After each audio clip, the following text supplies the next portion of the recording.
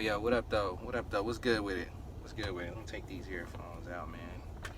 Hey man, I had to tap in real quick, man. I gotta tap in, real quick and talk about these NBA finals. I'm a Suns fan, if y'all didn't know, obviously, so I gotta weigh in, give y'all my perspective on things, And I'm not even here to, really talk about the finals. I'm really here to talk about, what the Suns are gonna do next, what's next for us, So before I get into that, definitely wanna tip the cap, you know what I'm saying? My Cardinals hat here, y'all know I'm a Zona boy. Gotta tip the cap one time, for the Milwaukee Bucks. Salute to those guys, man. They were the better team. They came out and them motherfuckers, they wanted it. They really, really wanted it. Fueled by Giannis. Man, the defensive intensity and just the desire, the will to win, man, it was just there. You could just tell they were just such a battle-tested team, and they seized this moment.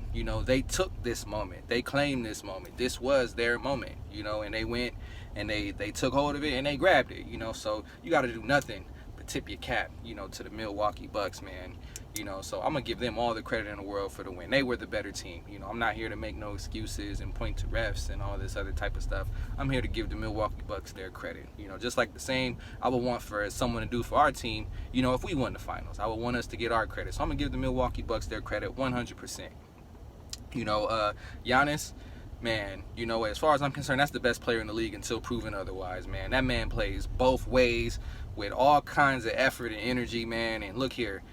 He definitely just cemented himself into the Hall of Fame, period. And it's very, very possible that this man is on his way to becoming an all-time great, because we really had no answer for this man. Now, granted, the Suns are a young team, so maybe an older, more experienced team could have handled him a little better. It's possible that could be the case, but we really had no answer for this man. I mean, this guy could go to the bucket anytime he wants to, and he's going to get a bucket, or he's going to get fouled, or both, so man, the dude was just unstoppable. And I mean, for the record, you got a guy who drops 240 pieces and a 50 piece in one finals, in the finals. That he did it in the finals, so let's start there. He did that in the finals, but he dropped 240 pieces and a 50 piece, man. Come on now,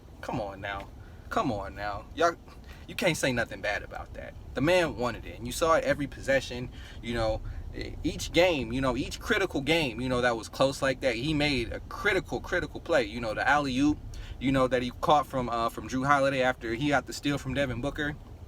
That was a 5-point swing. The Suns were on their way to tying the game up. Drew Holiday gets that steal, and then Giannis just flying down the court, completely outruns, everybody on the Suns team, as a big man at that. Completely outruns everybody from the Suns team and gets that incredible alley-oop. Man, huge play. I mean, these are memorable plays, man. And then the block on Ayton, the game before that, I forget the exact situation, but that was another one where the Suns, it was kind of close. The Suns were rallying back. We're on our way, to possibly coming back and taking momentum. And then here comes Giannis, in the pick and roll. He dives back, bam, stops the whole pick and roll and blocks the shot from our center. You know what I mean? Like, come on, man. You gotta tip the hat to that, man. I can't hate on Giannis, man. So salute to Giannis and salute to all the Bucks fans. It's a lot of people, who just really hate the Suns, who wanted the Bucks to win. Mostly the people in LA. Obviously for obvious reasons. We bounce both of the LA teams, so I can understand that. But hey, salute to the actual Bucks fans. Y'all waited a long time for this. Y'all deserved it and y'all earned this. So salute to y'all. So now, let me get back to my squad. The Phoenix Suns. So it's easy to wallow in heartbreak, oh, damn, we lost in the finals. But you know what? I'm holding my head high. I'm definitely going to hold my head high because, you know what? The Suns were not supposed to make it this far. Now a lot of people are going to point to, oh, well, there were teams that you guys played that were injured. Hey, well, let's keep it real. The Bucks had their fair share of luck too. You know what I mean? I'm not going to go into all that because I want to give them their credit. But let's not talk about injuries because, at the end of the day, all teams have, some injuries, getting to the finals. Nobody's going to remember the fact that Kawhi Leonard beat an injured Golden State team. It doesn't matter. He won the finals. So give that man his credit. I'm going to give the Bucks their credit. And anyway, I digress from my point. Anyway, I'm going to still hold my head high for the Suns. And I'm going to tell you why. The Suns are a young team, guys. They're a really, really young team. I mean, Devin Booker's 24. DeAndre Ayton is 22. Cam Johnson is like 22, 23 years old. Mikal Bridges is 23, 24 years old. So these guys are young. They're not even in their prime yet, you know. So we had a great experience in the finals and seeing basketball played at the highest level. You know, when the game slows down and there's more contact allowed, we've seen that now. And so now we know where we need to improve. You know, and those are kind of some of the things I really want to talk about, you know, really with the other Suns fans. So first and foremost, man, we got to get stronger. You know, you seen just the physicality, you know, that Milwaukee was able to play with. You know, just they were able to move us off of our spots when we needed to. You know, we were not able to battle through the contact like they were able to. You know, when Jrue Holiday wanted to back down whoever was defending him, he was able to do so. Giannis was able to get wherever he wanted to on the court.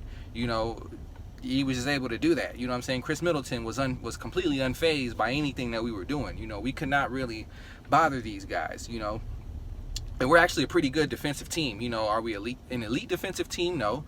And that's another area where I feel like we can definitely get better at. But I would definitely start in the strength department, you know. And I think a part of that is us, again, being a young team.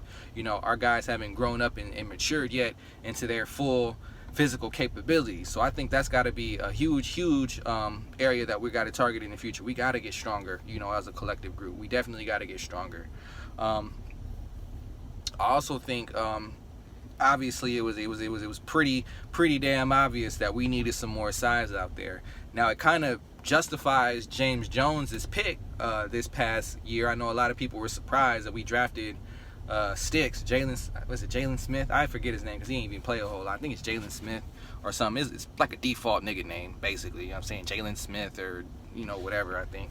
But, you know, we gonna need him. You know what I'm saying? We gonna need him to come along, and we need some more bigs. We need some more lengthy guys, you know what I mean, that are gonna get out there and rebound and that are gonna battle. You know, it's pretty much, as far as us having bigs, it's pretty much Ayton or bust. And I think Ayton's going to have an incredible future ahead of him. But as it is right now, he's not quite there yet. You know, he's not quite there yet. You know what I mean? And we got to see Ayton kind of come of age, you know, in this playoff run. But then you also seen that at the highest level, what happened, you know, and at the highest level. And granted, there's not really anybody in the league that's stopping Giannis. Let's make that clear, you know, from the gates, you know. So I'm not saying that him not stopping Giannis is an indictment against him, but the fact that he couldn't give nothing back, you know what I'm saying, to Giannis on the other end, in my opinion, is really where we need Ayton to be, you know, to grow a little bit more. You know, the consistency just wasn't quite there. Again, you know, the physical strength factor, you know, Giannis was able to move him and do whatever he wanted to do whenever he wanted to do it.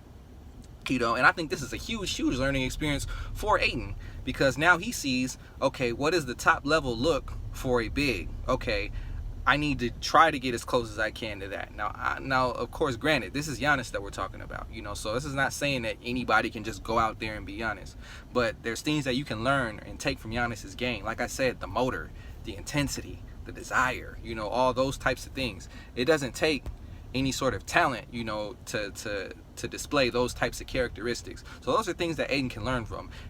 Never mind even some of the aspects that Giannis was able to just exploit from him defensively. You know, he can look at a lot of his defensive weaknesses from this particular series. He can really go back and just examine and study this series to get better from, you know. So that's something that we're going to need. You know, Ayton is a very huge part of our future, because he's going to get paid a lot of money. And so there's no telling that we're going to be able to keep, you know, all of our core around us, you know. So we're definitely going to need Ayton. We're definitely going to need Ayton in our future. We need more defense too. You know, we're a solid defensive team, but like I said, we're not an elite defensive team. And I think this Milwaukee team has showed us that defense does still win championships. You know, for all this talk about offense, 3 balls, scoring a bunch of points, we saw plain as day that defense can still win championships. You know, I thought that's where Milwaukee had a clear, decided advantage of it over us. Not only just the size, you know, not only just the rebounding, you know what I'm saying, not only just the length, but also the fact that they were going to buckle down, they were going to hunker down, and they was going to play some defense. You know, when it really mattered, the Suns were not able to get stops when we needed to, you know, and that's something that if we want to take that next step, you know, that's something that we're going to have to be able to do. So I definitely think we got to get some more size. We definitely got to get stronger. We definitely are going to need some more defense. And yeah, it also begs the question of Chris Paul, you know, and what's going to happen with Chris Paul. You know, is Chris Paul going to come back? Do you want Chris Paul to come back? You know, that's going to be a heated debate between a lot of Suns fans. You know, because a lot of Suns fans are going to say, "Hey, just keep Chris Paul," you know, and then you know, just continue building with what we have. I'll be honest, I don't know. I'm leaning more towards the other direction. I feel like the Suns kind of got what we needed from Chris Paul from a tutelage standpoint, you know, from an educational standpoint. And this isn't an indictment against Chris Paul, but to be honest with you guys, I don't really trust his body. I love Chris Paul as a player. You know, he's one of those guys that you like to have on your team and hate to play against. But I don't trust his body. You know, at the age that he's at, I worry that, you know, 2 years down the line, 3 years down the line, if we pay him now, you know, we give him a 3-year extension, I'm worried that 2 years, 3 years down the line, that we're going to be regretful that we did so. You know, I don't think there'd be any doubt next year that Chris Paul could probably come back and give you something similar that he gave us this year. But my question would be 2 years down the line, 3 years down the line, is he going to be able to deliver in that same way? And that's where I feel like the jury is out. So in my opinion, me personally, this is me personally, you know what I'm saying? This is my opinion. I would go after a Lonzo Ball type guy. If we could get like a Lonzo Ball, and I mean a young point guard who's big, who can rebound, who can play defense, a lot of the things that I just mentioned, length, defense, you know, rebounding, you know, which are some things that we need. If we can get a guy who can do some of those things and also, you know, distribute the ball and push the pace, you know, which is something that Chris Paul does not do at this state of his career. He's not pushing the pace like that. Lonzo Ball is a guy who would push the pace, in my opinion. If we couldn't get Chris Paul for, you know, a team-friendly deal, you know, me personally, I would only give Chris Paul 2 years. You know, I think he wants more than that. I think I heard he wants like 3 years, around $100 million. I think that's a little steep, to be honest, you know, for an older player. Who again, whose body that we don't trust. But I think, you know, if we could get a point guard like Lonzo Ball, you know, a bigger, longer, defensive type of point guard who can also distribute and push the pace, I think that would go a long way as well. You know, Lonzo is a guy who's also going to try to get his teammates involved and who's not going to, you know, be a selfish player. So that's honestly kind of what I would like to see more. I'd like to see us maybe go younger, you know, get a younger point guard who we can continue to build with. I don't think the pressure is on the Suns to come back and immediately contend for a title next year. I think we're young to where we could put ourselves in that position, you know, for the long haul, you know. And granted, whether or not we keep Chris Paul stays or goes, I think we'll still be in contention. A lot of people say that Chris Paul came this year and suddenly the Suns are contenders and it's all on Chris Paul. They didn't watch the Suns last year, because the truth is DeAndre Ayton missed 30 some odd games last year, 25 games due to a drug suspension, and then he also had an ankle injury. And then with all that said, we were still like right there on the bubble of the 8th seed, if y'all remember, obviously, from the bubble. You know, we were literally the last team out, you know, and this was after our, you know, at that time he was our second best player. You know, we didn't have CP3. It was really the Ayton Booker show, and the team was kind of built around those guys. We had some other good guys too. I like Kelly Oubre, et cetera, et cetera. But he was our number 2. Ayton was literally our number 2, and he actually was doing a better job of scoring points last year as well. He kind of regressed offensively somewhat. You know, now he's picked up certain parts of his game as far as like screen and roll, playing harder, diving to the basket, you know, being an anchor and all those types of things. But as far as his all-around scoring prowess, you know, he's taken a step back. I won't say he regressed, but he definitely has taken a step back with the arrival of CP3.